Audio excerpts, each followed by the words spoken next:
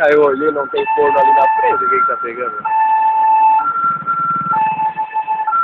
Meu Deus, olha aí, cara, que loucura. Tá carregado de azeite, cara. Azeite? De azeite? É, isso aí pra salgar não vai ser fácil.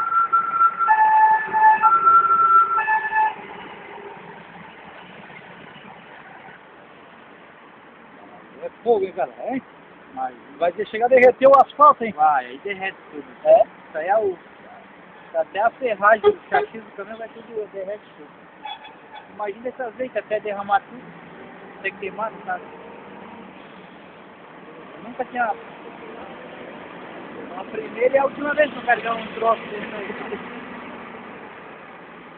Tudo aquele caminhãozinho.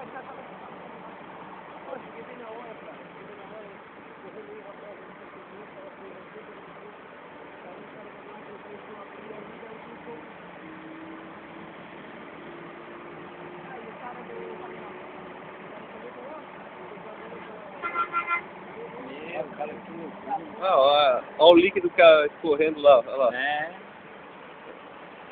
Ah, isso é até estourar essas lacas tudo. Que caminhão é? Que era, né? Quer dizer, é um cargo. Ô, Nereu! Vai ver que a ambulância passou direto. Ah, foi fazer o retorno pelo outro lado, né?